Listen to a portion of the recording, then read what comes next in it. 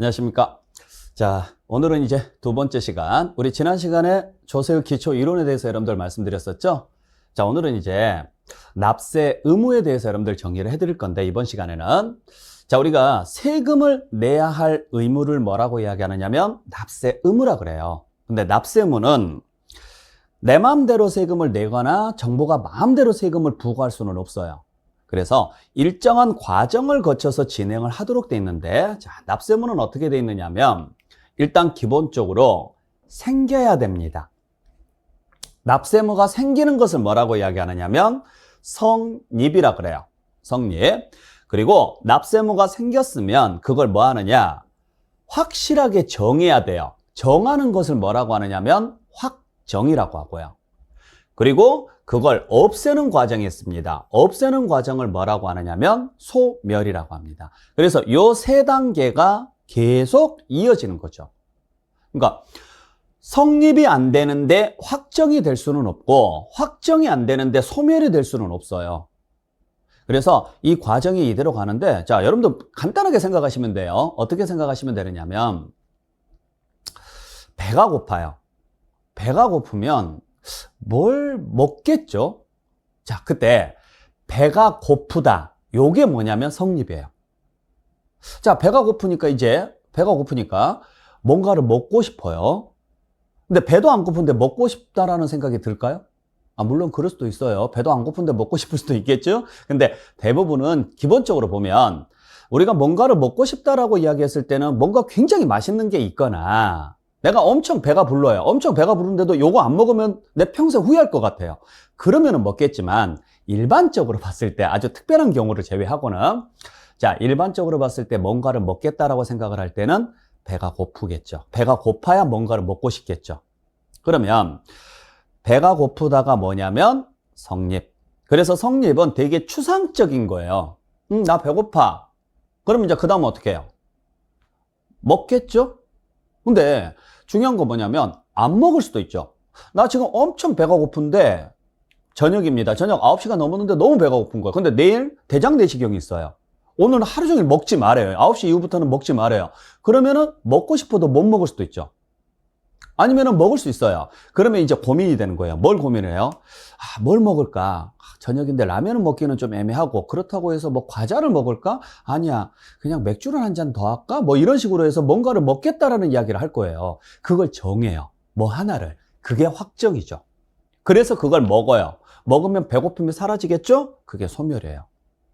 자, 의미를 정확하게 이해하셔야 돼요. 그래서 성립이라는 것은 되게 추상적인 개념이에요. 추상적인 개념이고, 확정은 그걸 구체화시키는 과정이에요. 확실하게. 그리고 소멸은 그냥 없어지는 거고. 자, 다른 예를 들어볼게요. 여행 가고 싶어요. 가세요. 그게 성립. 자, 나 여행 가고 싶어. 그러면은 뭐라고 할 거예요? 가. 누가 못 가게 했어? 가. 아니, 근데 나 돈이 없어. 그러면 가지 마. 근데 여행은 가고 싶어. 그럼 가라고. 이렇게 이야기할 거 아니에요. 자, 요게 문제가 생기는 거죠. 여행을 가고 싶어. 그게 성립. 되게 추상적이에요. 그러면 물어보겠죠. 너 그러면 여행 갈 시간은 돼? 갈 수 있어? 만약에 가게 된다면 국내로 갈 거야? 해외로 갈 거야? 국내로 간다면 요 내륙 지역으로 갈 거야? 제주도로 갈 거야? 그리고 차로 갈 거야? 버스로 갈 거야? 기차로 갈 거야? 그걸 다 정해야 될 거 아니에요. 그게 확정이라는 거죠. 그래서 모든 의사결정은 일단 어떤 추상적인 게 성립이 돼야지만 그 다음에 구체적인 게 생기는 거예요. 여러분들도 마찬가지죠. 이 공부를 시작하기 전에 분명히 뭔가 계기가 있었을 거예요. 공인중개사를 해야 되겠다라는 계기가 하나 있었을 거예요. 친구나 주변에서 추천을 했다거나, 아니면 여러분들이 뉴스라든지 또는 어떤 기본적인 생각을 가지시고 이걸 한번 해봐야 되겠다, 미래를 위해서 어떤 그런 다짐이 하나 있었을 거라고, 계기가. 그게 성립이라고요. 나 공인중개사 해볼래. 성립. 그러면 어떻게 할 건데? 학원 갈 거야? 아니면 인강으로 들을 거야? 아니면 혼자 독학할 거야? 만약에 학원을 가거나 인강을 듣는다면 어디 걸 들을 거야? 메가랜드 거 들을 거야? 다른 데 들을 거야? 이런 것들을 선택을 하셨을 거라고요. 그게 확정이라고요. 그래서 확정이 됐으면은 그 과정을 따라가서, 커리큘럼을 따라가서 열심히 공부해서 나중에 합격을 하시면은 여러분들이 공인중개사에 대해서 공부가 끝나는 거죠. 아시겠죠? 세금도 마찬가지입니다. 자, 취득세를 내야 돼요.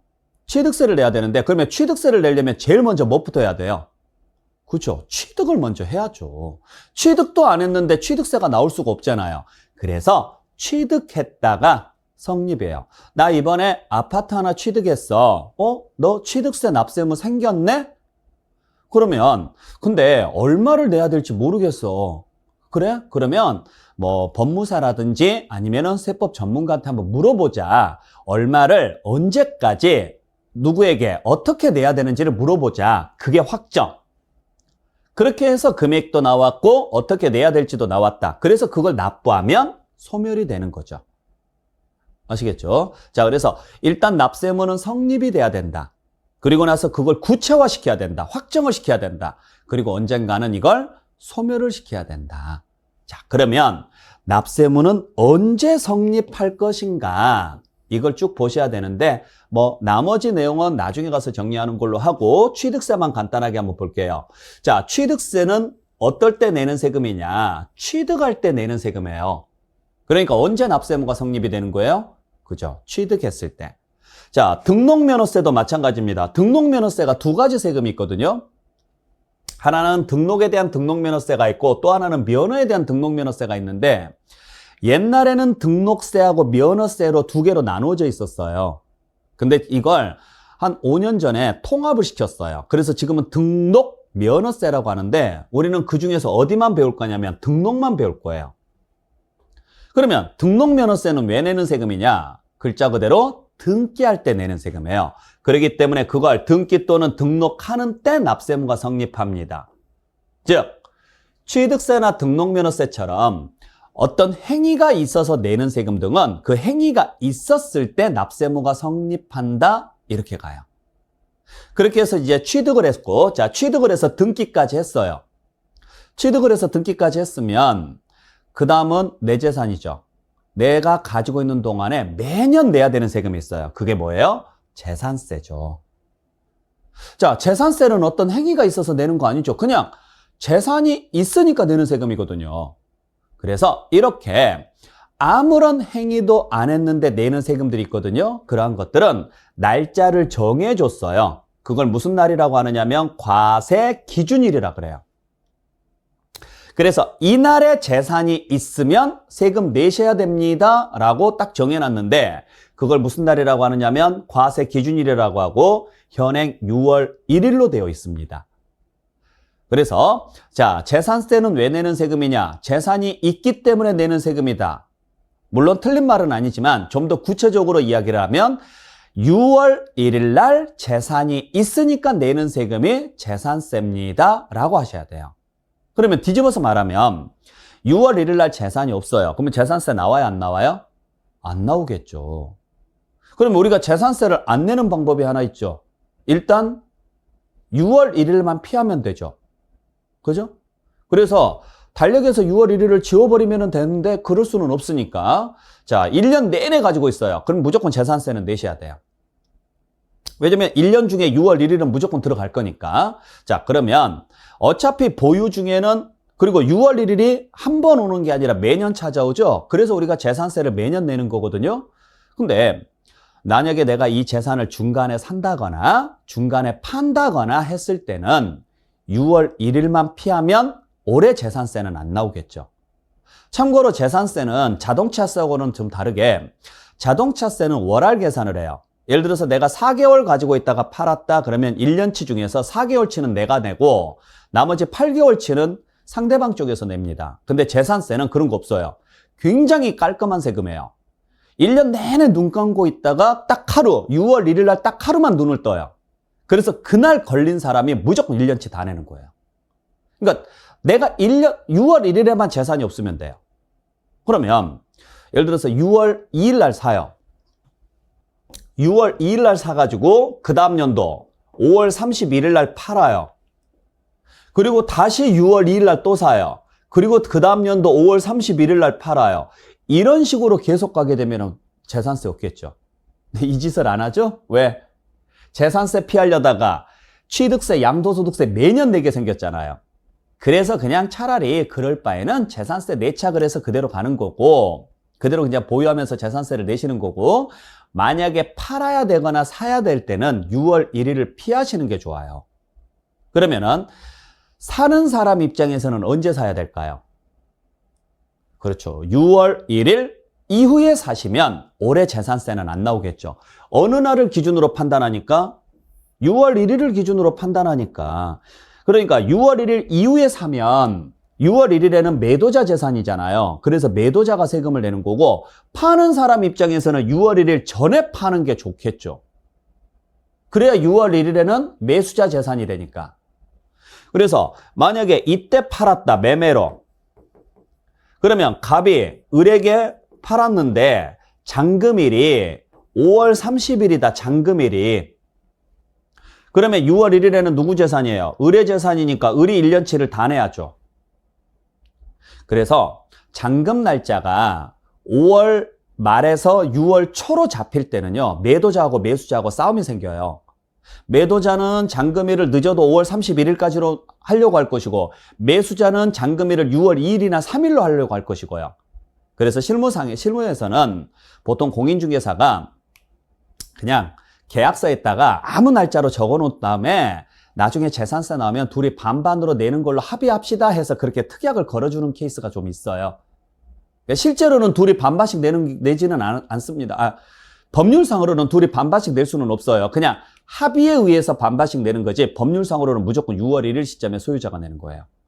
그래서 6월 1일 날 재산이 있느냐 없느냐로 판단하는 거죠. 그리고 재산세랑 비교해서 내는 것 중에 하나가 뭐냐면, 여러분들 주민세라는 게 있어요.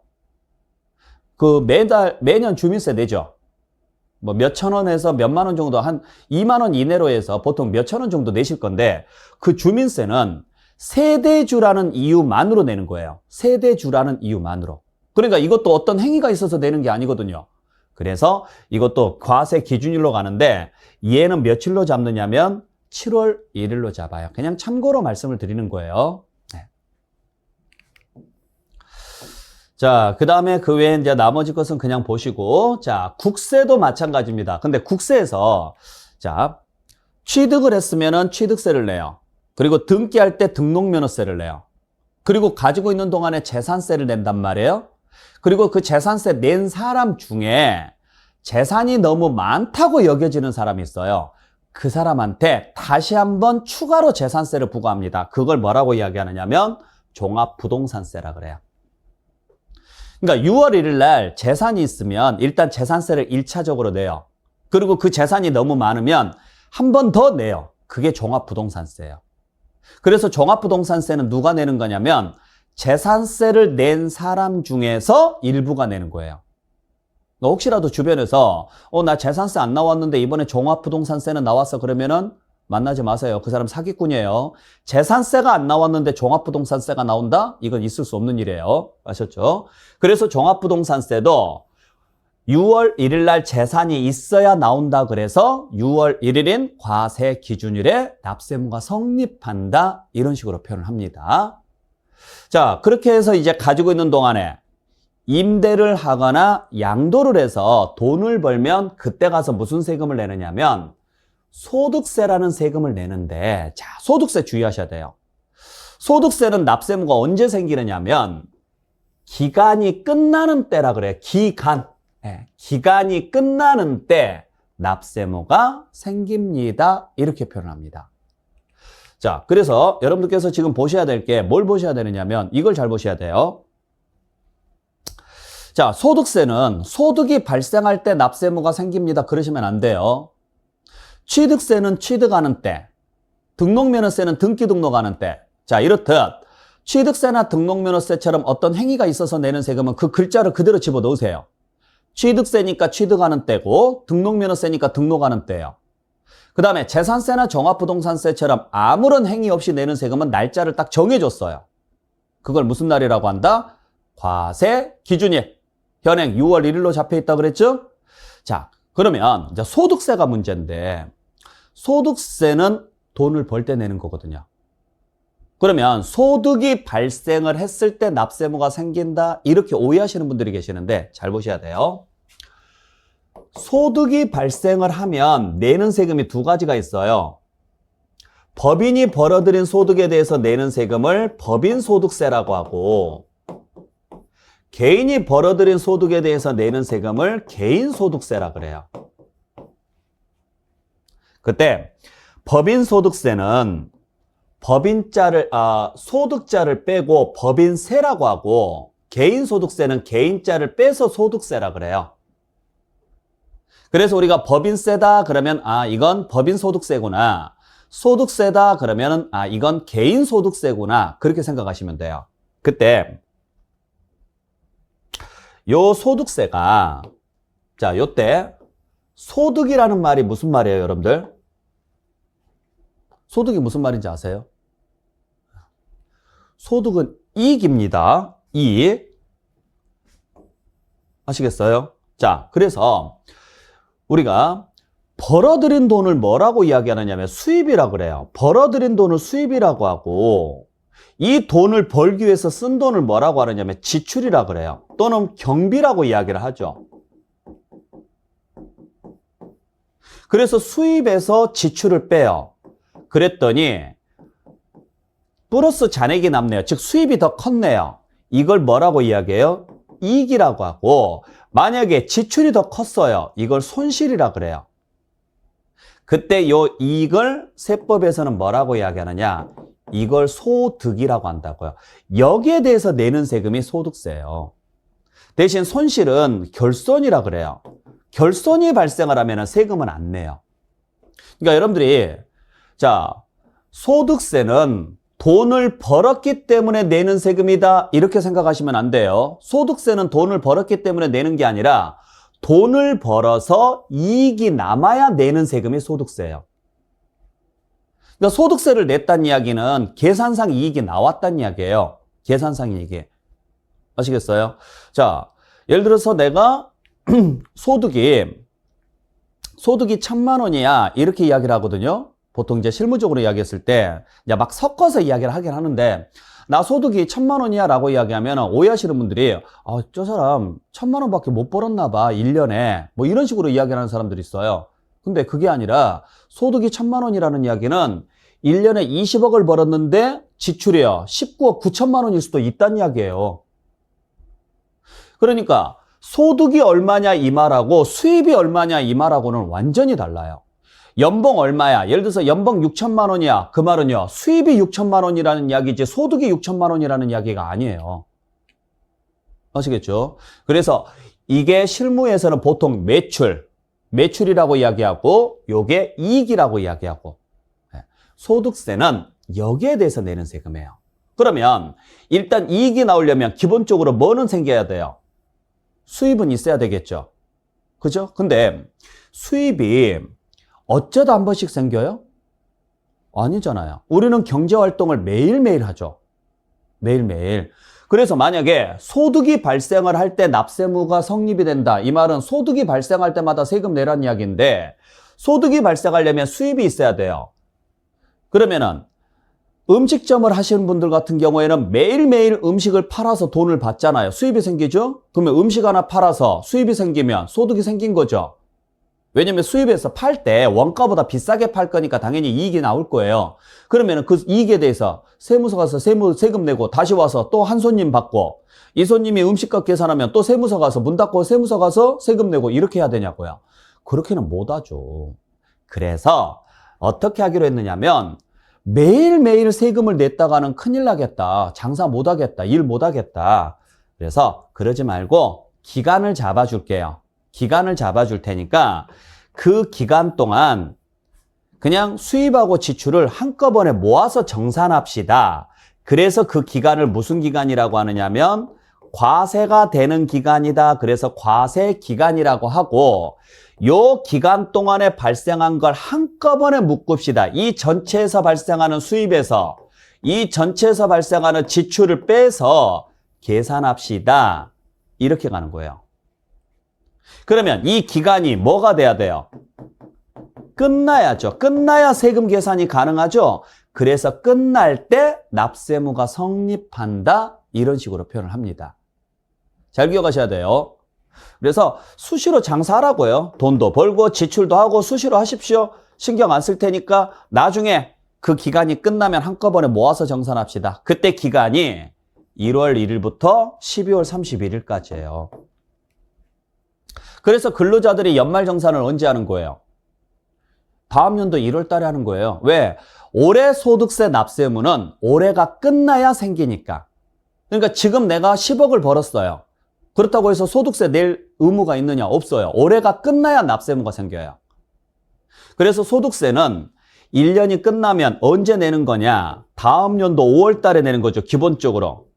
그래서 매년 5월 달이 소득세 신고 납부의 달이에요. 5월 달에. 그것도 언제 거? 전년도 거야. 아시겠죠? 잘 기억을 하셔야 돼요. 자, 그러면 왜 취득세는 기간별로 안 묶었느냐? 취득세는 수십 번, 수백 번 발생하는 사건이 아니잖아요. 어쩌다 한 번씩 발생하는 사건이죠. 1년에 한 건 있을까 말까예요. 물론 뭐 특별한 분들 같은 경우는 1년에 뭐 수십 건도 할 수도 있겠지만은 대부분 대한민국 국민을 평균으로 놓고 봤을 때 1년에 한 건 있을까 말까 한 행위가 취득입니다. 그래서 그냥 취득 같은 경우는 그때그때 사건이 발생하면 세금 내셔도 됩니다. 하지만 소득세는 그때그때 세금 냈다가는 일 못합니다. 못하니까 그냥 기간이 끝날 때 모아서 한꺼번에 정산하십시오. 이렇게 돼 있죠. 잘 기억하셔야 돼요. 그래서 보통 대부분의 사람들이 열심히 일을 해서 돈을 많이 벌잖아요. 어떨 때는 수입이 많을 때도 있고 어떨 때는 지출이 많을 때도 있는데 하다 보면 돈을 많이 벌 수도 있죠. 그러면은 세금이 많이 나올 걸 예상을 해서 중간에요. 지출을 많이 잡으려고 여러 가지 방법들을 노력을 해요. 그래서 사업자들 같은 경우에 보통 지출 잡을 때 많이 쓰는 방식 중에 하나가 외제차 같은 경우를 리스를 많이 하잖아요. 그러니까 사업자들은 차를 리스를 하게 되면 그 리스가 사업용으로 처리가 되기 때문에 그 리스로 나간 돈들이 다 비용 처리가 돼요. 물론 이제 한도가 있긴 있지만 그래서 외제차 같은 경우를 리스를 사용하시는 분들이 대부분 사업을 하시는 분들이에요. 그게 비용 터는 거니까. 아니 어차피 세금으로 나갈 돈 나를 위해서 조금 더 쓰는 게 더 낫지 않겠느냐 이런 식인 거죠. 그래서 항상 여러분들이 나중에 합격을 하고 중개업을 한다고 했을 때도 마찬가지예요. 중개업자가 필요 경비가 거의 없어요. 지출이. 처음에 사무실 오픈할 때만 경비가 들어가지 그 다음부터는 직원들 급여나 뭐 임차료 이거 외에는 없거든요. 근데 수입이 너무 들쑥날쑥해요. 어떨 때는 수입이 너무 많을 때가 있어요. 수입이 어마어마하게 많은데 지출이 없으니까 그렇잖아요. 지출이 없으니까 세금이 엄청 많이 나오겠죠. 그래서 중간에 지출을 만들려고 여러 가지 방법들을 찾아보고 연구를 하는 거예요.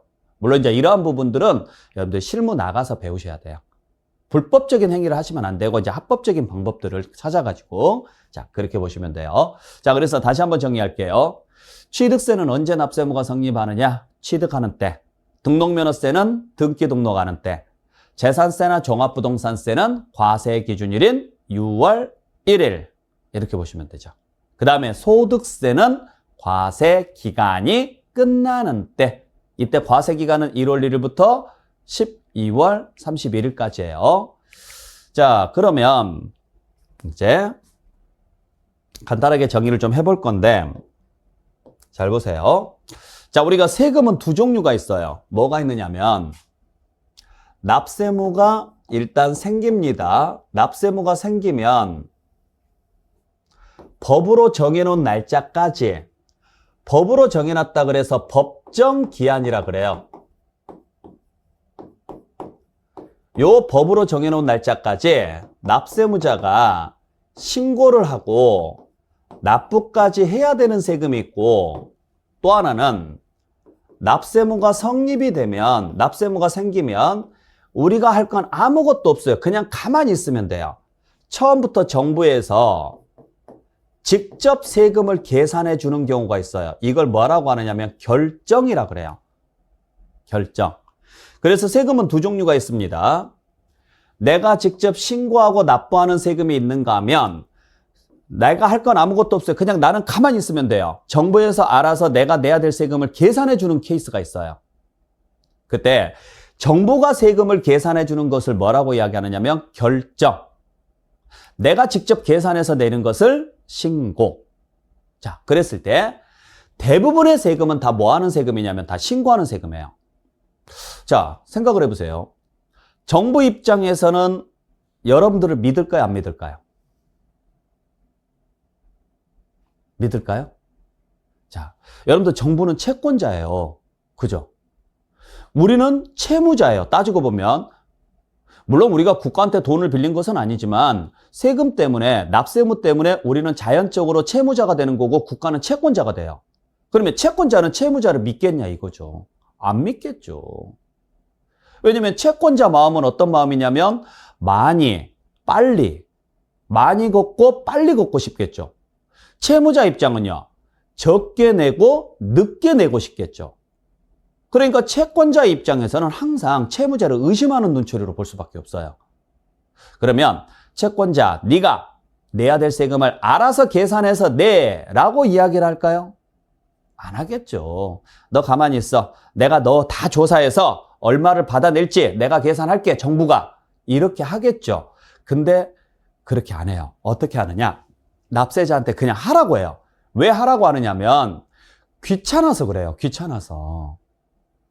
그러니까 납세자가 무슨 짓을 했는지 모른단 말이에요. 근데 그걸 알려고 하면 너무 귀찮은 거예요. 제가 어제 무슨 짓을 하고 돌아다녔을까요? 여러분들 제가 어제 무슨 짓을 하고 돌아다녔는지 아시겠어요? 모르시죠? 그거하고 똑같아요. 그러면 제가 여러분들한테 이야기를 하지 않는 이상은 제가 어제 어디서 무슨 짓을 했는지 알 수가 없죠? 국가도 마찬가지예요. 국가도 여러분들이 어디 가서 뭘 했는지 알 수가 없어요. 물론 대략적으로는 알 수는 있겠죠. 대략적으로는. 그러기 위해서 장부도 만들고 뭐 여러 가지 등기도 만들고 등등등을 만들어 놨으니까 카드 제도도 만들어 놓고. 근데 정확히 무슨 짓을 했는지는 몰라요. 근데 그걸 알려고 하면 알 수 있어요, 없어요? 있죠. 잡아다가 고문하고 뭐 족치고 이러면은 다 이야기할 거예요. 그렇잖아요. 안 죽으려면 이야기를 하겠죠. 근데 그렇게 하기 싫다 이거예요. 그러면 서로 불편하니까. 여러분들도 예를 들어서 여러분들 자녀분이 평소에는 6시면은, 저녁 6시면은 집에 와요. 학교 끝나고 집에 온다고 쳐요. 그러면은 예를 들어서 한 6시 10분에나 집에 들어왔어요. 그러면 야, 너 어디 갔다 왔어? 라고 물어봐요? 안 물어보죠. 왜? 평소에 원래 이 시간에 들어오는 거니까. 그러면 뭐 당연히 학교 갔다 왔겠지라고 생각을 하겠죠. 근데 6시가 됐는데도 불구하고 안 들어와요. 뭐 그런가 보다 해요. 근데 7시가 됐는데도 안 들어와요. 8시가 됐는데도 안 들어와요. 그러면은 이제 걱정이 되죠. 그래서 전화를 했는데 전화도 안 받아요. 그리고 9시 됐는데 안 들어오고 그러면 이제 불안하죠. 10시가 됐는데 들어와요. 그러면 그러죠. 야, 너 어디서 뭐 하고 왔어? 라고 물어보겠죠. 왜? 평소에 안 하던 짓을 했거든요. 그래서 자녀가요. 어때요? 저 독서실에서 공부하다가 왔어요. 근데 뭐 핸드폰이 꺼져 있어서 저 못 봤어요. 라고 이야기해요. 그러면 진짜 얘가 독서실에서 공부하다 왔을까요? 모르겠죠. 모르겠죠? 근데 믿어요, 안 믿어요? 믿어요. 왜 믿냐면 만약에 안 믿는다고 쳐요. 자, 안 믿는다고 치면 야, 너 어디 독서실이야? 가자. 그래서 데리고 가서 그 독서실 총무한테 혹시 이 학생 여기 와서 공부를 했는지 자, CCTV 다 돌려보고 이런 거 다 해보고 주변에 다 탐문조사 해보고 그러면 알 수는 있겠죠. 근데 그걸 하는 순간 서로의 신뢰가 깨지고 믿음이 깨지고 싸움밖에 안 나죠. 그러니까 그냥 어때요? 확실하게 증거를 잡기 전까지는 그래, 고생했다. 아유, 네가 이렇게까지 공부를 하는 줄 몰랐어. 그래도 연락은 좀 해주지. 라고 이야기를 하고 좋게 끝난다고요. 정부도 지금 그러고 싶은 거예요.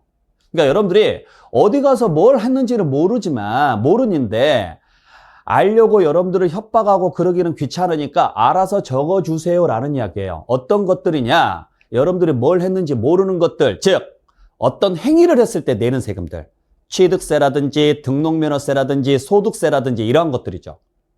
그러니까 여러분들이 어디서 누구한테 무엇을 얼마에 취득했는지 정부는 모른단 말이에요. 그러면 취득을 했으면 취득했다고 적어서 내시라고요. 믿어준다 안 믿어준다? 믿어줄 테니까. 물론 다른 경로를 통해서 여러분들이 거짓말을 했다라는 게 확인이 되면 그때는 어쩔 수 없지만 그러기 전까지는 믿어주겠다 이야기예요. 정부가 안 나서겠다. 왜? 우리의 신뢰를 깨기 싫으니까. 근데 여러분들이 아무 말을 할 말이 없는 거예요.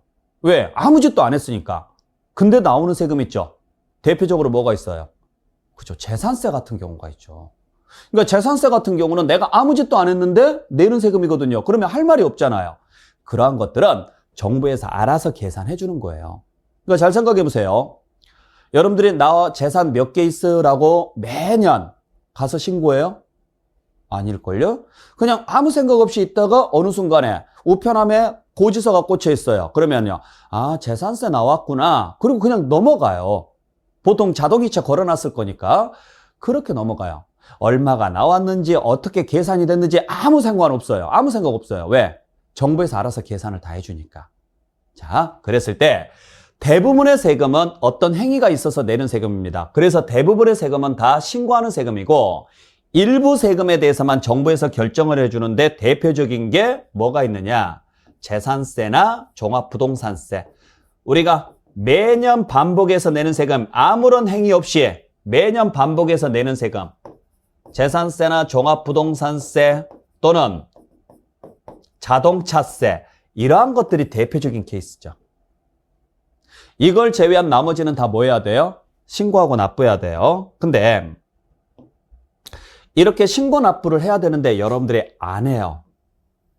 신고 납부를 안 하면 어쩔 수 없죠. 정부에서 하라고 했는데 안 했으니까, 그러면은 이제부터는 이미 신뢰관계가 깨졌으니까 여러분들이 직접 조사를 해요. 조사를 해서 정부에서 세금을 다시 계산을 합니다. 정부에서 세금 계산하는 것을 결정이라 그래요. 이렇게 계산을 해서 자, 세금이 계산이 됐죠? 그러면 그 계산된 금액을 여러분들한테 뭘로 보내느냐면 고지서를 통해서 보내요. 이렇게 고지서 보내는 것을 지난 시간에 뭐라 그랬어요? 보통징수라고 이야기를 했죠. 보통징수. 그러면 고지서에가 금액도 적혀 있고 날짜도 적혀 있고 할 거예요. 그 날짜를 납기라고 하는데, 납부기한이라고 하는데, 이때까지 세금을 내면 되는데 안 내면 다시 뭘 보내느냐? 다시 고지서 등을 계속 보내고, 그래도 안 내면 독촉장이나 최고장을 보내요. 독촉장이나 최고장을. 그래도 안 내면 압류를 해서 무엇을 하느냐면 매각을 해버립니다. 매각을. 여기까지가 집행 절차예요. 여기까지가. 아시겠어요?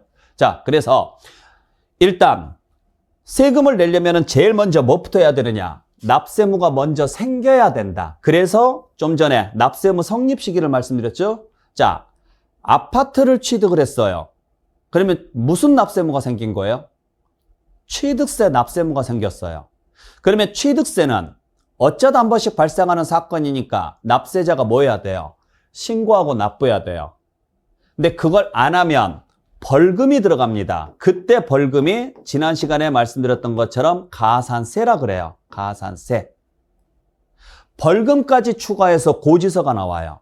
그래서 고지서 받았는데도 안 내죠? 그러면은 계속 고지서 등이 나오고 마지막 가서는 매각 절차에 들어가죠. 자, 6월 1일 날 재산이 있어요. 그러면은 자동적으로 재산세 납세무가 생긴 거죠. 그러면 여러분들은 가만히 계시면 돼요. 알아서 정부에서 처음부터 결정을 해서 여러분들한테 고지서를 보내요. 그래서 자, 고지서가 왔는데 만약에 내가 취득세 고지서를 받았다. 그러면 어떻게 해석을 해야 돼요? 신고 납부를 안 했구나. 그래서 벌금까지 포함해서 고지서가 나왔겠구나. 이렇게 해석을 하셔야 되고, 재산세 고지서가 왔어요. 그러면 아, 얘는 원래 처음부터 고지서가 오는 세금이구나 라고 생각을 하셔야 돼요.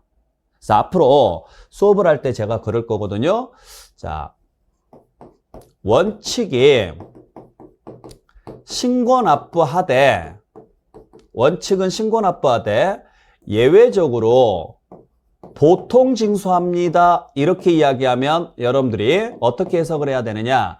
아, 원래는 신고납부를 하는데 신고납부를 안 하면 고지서 보내서 징수를 하겠구나 이렇게 생각을 하셔야 되고, 자, 원칙이 보통징수입니다. 이렇게 이야기를 하면 아, 처음부터 고지서 보내서 징수하는 세금이구나 라고 생각을 하시면 돼요.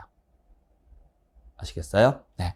자, 그래서 요 내용을 기준으로 해서 자, 우리가 추가적으로 더 조금 한번 보죠. 보시면 자, 납세무가 성립이 됐으니까 이제 납세무를 뭐 해야 되느냐? 확정을 시켜야 되는데 확정시키는 방식은 두 가지 방식이 있어요. 하나는 여러분들이 직접 신고하는 경우가 있고 또 하나는 정부가 결정해 주는 경우가 있고 여러분들이 직접 계산하는 경우 대부분의 세금은 여러분들이 직접 계산을 해서 내셔야 되고 일부 세금에 대해서만 정부가 직접 계산을 해주는 경우가 있더라. 네. 아까 설명드렸던데요. 근데 이렇게 신고를 해야 되는데 만약에 안 했다. 그러면은 벌금이 나올 것이다. 그 벌금을 무슨 세금이라고 한다? 가산세라고 한다. 네. 가산세. 그래서 의무, 여기서 의무라는 것은 무슨 의무를 말하느냐면 신고하고 납부할 의무를 말해요. 근데 그 의무를 이행하지 않았다면 세금에 추가해서 걷는다. 그래서 얘를 무슨 세금이라고 하느냐면 가산세라 그래요. 아셨죠? 그 정도만 여러분들께서 보시면 돼요. 나머지 건 모르셔도 되고. 자, 그렇게 해서 세금이 계산이 됐어요. 그러면 이제 뭐 하셔야 돼요? 세금 내면 되죠? 그래서 세금을 뭐 했느냐? 납부를 했어요. 납부를 했으면 납세무는 사라지는 거죠. 근데 세금을 안 내고 끝까지 버텨요. 끝까지 버티면 아까 어떻게 되느냐 하면 끝까지 버티면 매각 절차에 들어가죠. 그러면 매각 절차에 들어가면 어떻게 하느냐면 해당 세무사나 지자체가 여러분들 재산을 팔아요. 그래서 나온 돈에서 세금을 채웁니다. 그걸 뭐라고 하느냐면 충당이라 그래요. 그러니까 여러분들이 세금을 내든 안 내고 버티다가 여러분들 재산이 매각이 돼서 매각된 돈에서 채워지든 어쨌든 간에 세금은 냈죠. 그러면 납세무는 사라져요. 근데 세금을 안 내고도 납세무가 사라지는 경우가 있어요. 나중에 이제 민법에서 배우시면 아시겠지만은 무효 사유에 해당하는 취소라는 게 있어요. 또는 제척 기간이 끝나거나 소멸시효가 완성되는 경우가 있는데 요거 나중에 여러분들이 조금 더 공부를 하셔야 알 수 있는 내용이니까 그냥 이런 글자가 있다라는 정도로만 여러분들 좀 봐주시길 부탁드릴게요. 자, 그래서 여기까지가 여러분들께서 보셔야 될 내용입니다. 요 나머지 내용은 딱히 보지 마세요. 굉장히 어려워요. 내용 자체가 어려우니까 이건 보지 마시고 그냥 그런 게 있는가 보다 하시길 바랍니다. 자, 그래서 오늘은 여러분들한테 뭘 설명을 드렸었느냐면 납세무가 성립이 되고 확정이 되고 소멸하는 과정. 그래서 자, 취득세는 취득하는 때 납세무가 성립이 되고 자, 취득세는 취득하는 때 납세무가 성립이 되고 법으로 정해놓은 날짜까지 납세자가 신고 납부를 하되 이를 이행하지 않으면 가산세까지 포함을 해서 정부에서 결정해서 고지서를 보낼 것이고 고지서상 납부기한까지 납부하지 않으면 다시 고지서나 독촉장이나 최고장이나 압류를 한 다음에 그래도 안 내면 매각 절차에 들어간다. 재산세는 과세 기준일인 6월 1일 날 납세무가 성립이 되고 6월 1일 날 재산이 있으면 재산세 납세무가 생기고 처음부터 정부에서 결정을 해서 고지서 보낼 것이고 그 고지서상 납부기한까지 안 내면 징수 절차에 들어간다. 요렇게 걷어들이는 것을 무슨 절차라고 하느냐면 징수 절차라 그래요. 징수 절차. 네. 그러니까 요 흐름을 여러분들이 조금 이해를 해주시는 게 좋아요. 모든 세금은 이 흐름에 따라서 진행이 되니까요. 아시겠죠? 자, 그래서 오늘 여기까지 해서 여러분들 납세무 성립, 확정, 소멸까지 간략하게 정리를 해드렸고 자, 다음 시간에는 여러분들 취득세 부분으로 찾아뵙도록 할게요. 아시겠죠? 자, 여러분들 다음 시간에 뵙도록 하겠습니다.